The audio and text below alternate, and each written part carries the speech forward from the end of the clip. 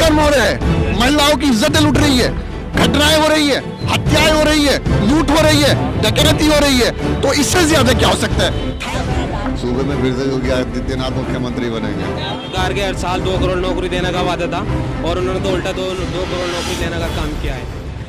नगीना विधानसभा का नहीं बल्कि पूरे उत्तर प्रदेश की जनता त्रस्त है महंगाई को लेकर।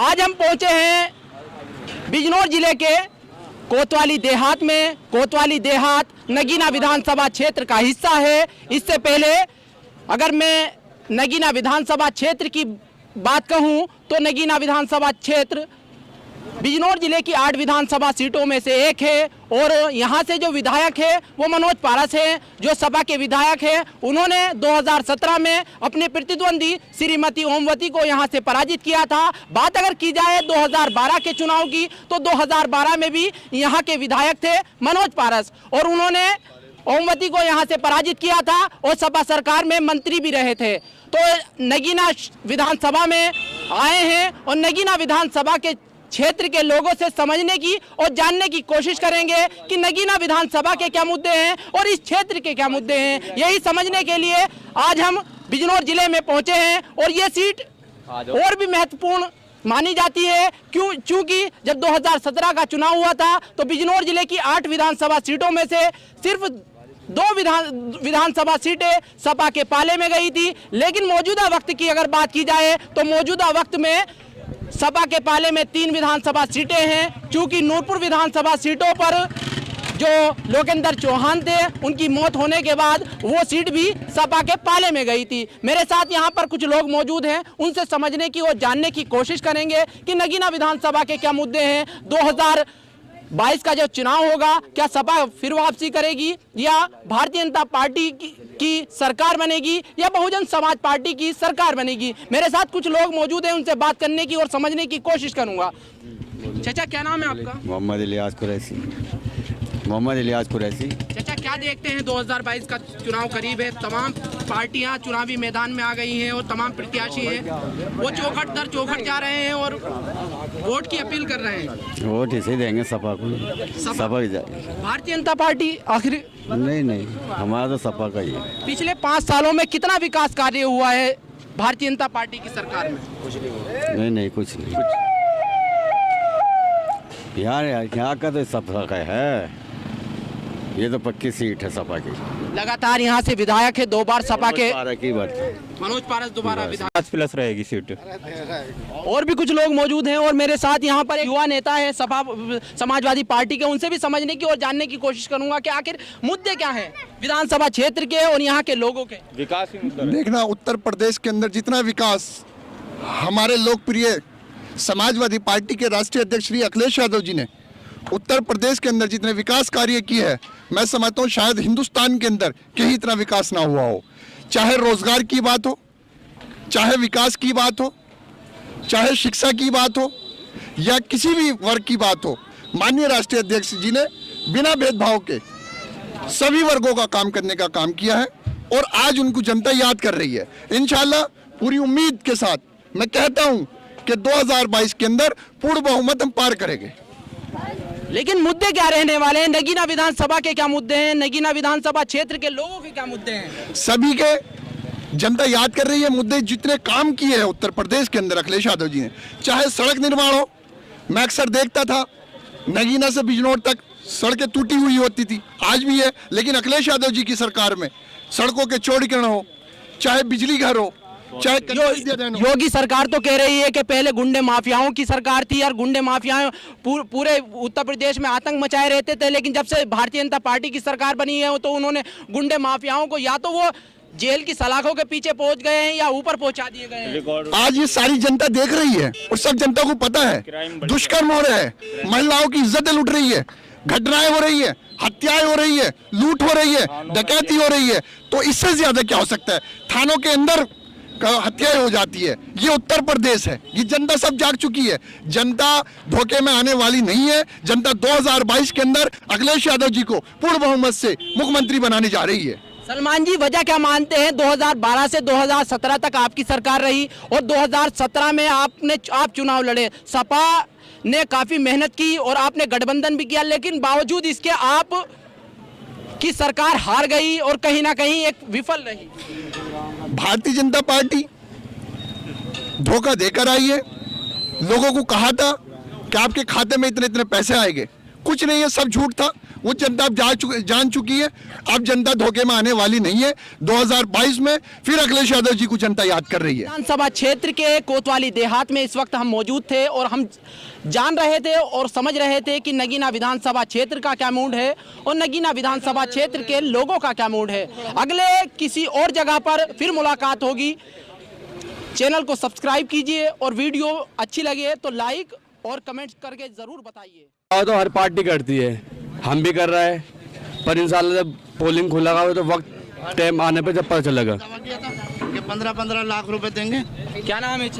मेरा नाम रईस शेख है जी। बोलो। क्या करते हैं आप? मैं खेती का काम है मेरा, काश्तकारी। 2022 के विधानसभा चुनाव को किस तरह से देखते हैं? मैं अच्छी तरह से देखते हैं। यहाँ हमारी तरफ तो समाजवादी भैया पक्की। तो क्या मनोज पारस यहाँ से हेड? बिल्कुल बिल्कुल लगाएंगे, पक्का है, पक्का 100% सरकार समाजवादी की है। नहीं, अखिलेश को उसे नहीं रोक रहा कोई, मनोज कुमार जी, मनोज पारस को कोई नहीं रोक सकता। पक्के जीतेंगे। सरकार अखिलेश की है, विधायक मनोज पारस ही रहेगा। विधायक मनोज पारस ही रहेगा यहाँ। अच्छा हाँ, चलो भाई, क्या ले रहे हो तुम, ये बताओ। किस तरह से देखते हैं? सपा भी है और AIM असदुद्दीन ओवैसी भी। ओवैसी का कुछ नहीं है, ओवैसी का कुछ नहीं है, यह समाजवादी है। क्या नाम है भैया आपका? मेरा मोहम्मद गुलफाम मोहम्मद गुलफाम जी। क्या देखते हैं 2022 के विधानसभा चुनाव को लेकर? समाज वाली पार्टी है, समाजवादी पार्टी इंशाल्लाह सरकार बनेगी समाजवादी पार्टी? बिल्कुल बिल्कुल पक्का एकदम। अच्छा जी। तो भारतीय जनता पार्टी आपको आखिर क्या वजह रही कि भारतीय जनता पार्टी को नकार रही है जनता? जो मैंने यहाँ पे लोगों ने से देखा और सुना, आखिर क्या वजह रही, क्या वजह मानते हैं? भारतीय जनता पार्टी दावा कर रही है कि हम 300 से पार जा रहे हैं। ऐसा कुछ नहीं हो सकता, अब क्या समाज वाली पार्टी जीतेगी अल्लाह ने चाहा। कुछ और लोग मौजूद हैं, उनसे समझने की और जानने की कोशिश करूंगा। भैया क्या नाम है आपका? मेरा नाम मोहम्मद शाहिद है। शाहिद भाई क्या करते हैं आप? मेरा तो कारोबार ही है, बिजनेस ही है, कन्फेक्शनरी अपनी ही है ये। क्या देखते हैं 2022 के विधानसभा चुनाव? बीजेपी आएगी? बिल्कुल बीजेपी आएगी? बिल्कुल जी बिल्कुल। सूबे में फिर से योगी आदित्यनाथ मुख्यमंत्री बनेंगे। क्या वजह मानते हैं? उनके विकास कार्य अच्छा हुआ है। हाँ बीजेपी की सरकार में? बिल्कुल। अच्छा, सपा है, बसपा है, कांग्रेस पार्टी भी खुलकर मैदान में है, तो क्या इन्हें किस तरह से देखते हैं? सब पार्टी अपना अपना काम करेगी, जनता चुनेगी जिसी भी पार्टी को चुनना है। लेकिन फिर से भारतीय जनता पार्टी की सरकार बनेगी? बिल्कुल। नगीना विधानसभा क्षेत्र उनको किस तरह से देखते हैं? नगीना विधानसभा क्षेत्र में कितने विकास कार्य हुए हैं? बहुत विकास कार्य हुए हैं। पिछले 10 साल से मनोज पारस जी विधायक रहे हैं यहाँ, उन्होंने भी बहुत विकास कार्य किए हैं, और भी जो कोई सरकार आएगी विकास कार्य होंगे यहाँ। क्या नाम है भैया? मोहम्मद दानिश भाई क्या करते हैं आप? बिजनेस है अपना। अच्छा, किस तरह से देखते हैं 2022 के? नहीं, हर जो योगी सरकार ने 4.5 लाख युवाओं को रोजगार दे दिया है। ऐसा कुछ नहीं है। देखिए अभी हाल में TET की परीक्षा हुई, जितनी भी परीक्षा हो रही है वो सब लीक हो रही है, तो युवा बहुत परेशान है। तो ऐसा कुछ नहीं हो रहा है। अच्छा, कुछ नहीं हो रहा। तो बेरोजगारी पिछले 5 सालों में बढ़ी है या घटी? बहुत ज़्यादा बढ़ी है बेरोजगारी। पूरे 5 सालों के अंदर तुमने देखा ही है कैसा बेरोजगार घूम रहे हैं। तो देखते हैं कि कहीं ना कहीं बदलाव होने वाला है। जी, बदलाव होने वाला। 2022 में पूर्ण बहुमत की सपा सरकार आएगी और अखिलेश यादव मुख्यमंत्री बनेंगे। और यहाँ से हमारे जो MLA हैं मनोज पारस, वो हैट्रिक लगाने जा रहे हैं और इंशाल्लाह रिकॉर्ड वोटों से वो जीतेंगे। यहाँ पर कुछ और लोग मौजूद हैं, उनसे समझने की और जानने की कोशिश करूँगा। क्या नाम है? मोहम्मद असलम। क्या देखते हैं 2022 की विधानसभा चुनाव को लेकर?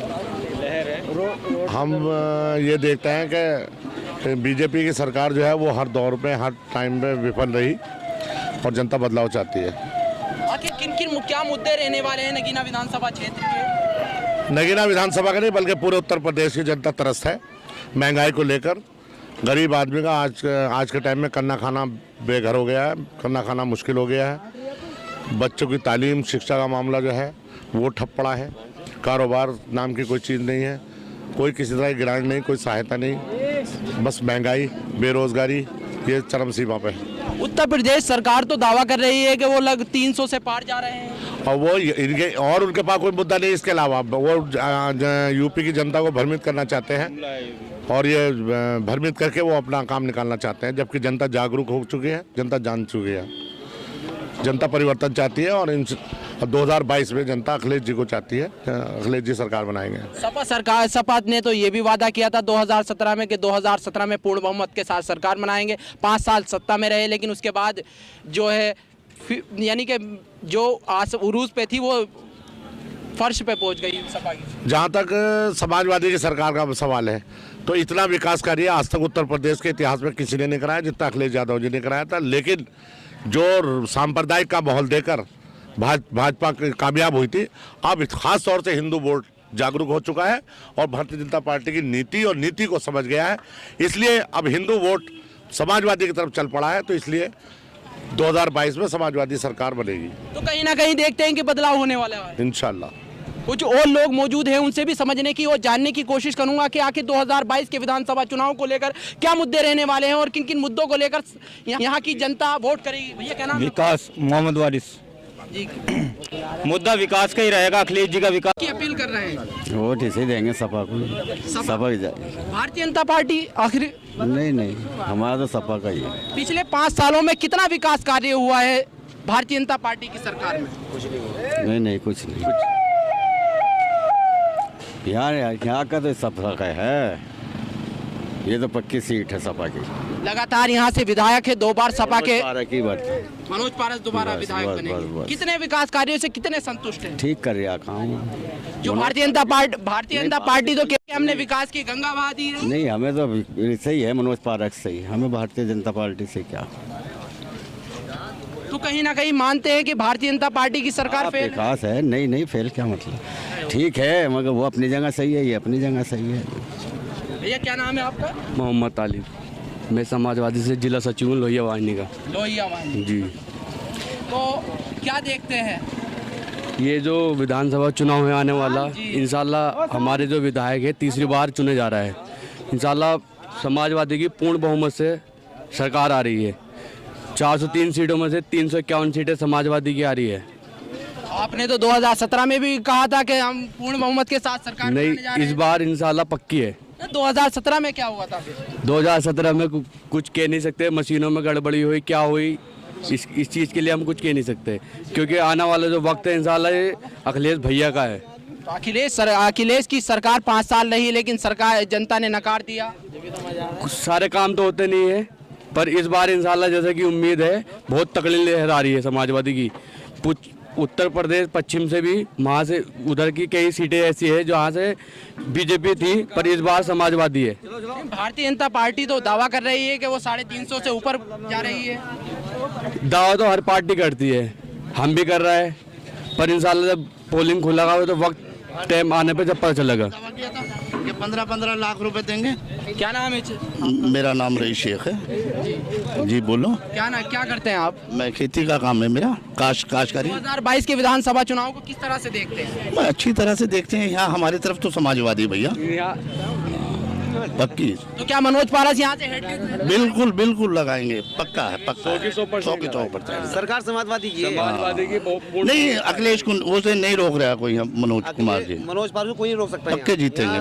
सरकार अखिलेश की है, विधायक मनोज पारस ही रहेगा। विधायक मनोज पारस ही रहेगा यहाँ। अच्छा, हाँ। चलो भाई क्या ले रहे हो तुम ये बताओ। किस तरह से देखते हैं? सपा भी है और AIM असदुद्दीन ओवैसी का कुछ नहीं है, ओवैसी का कुछ नहीं है, यह समाजवादी है।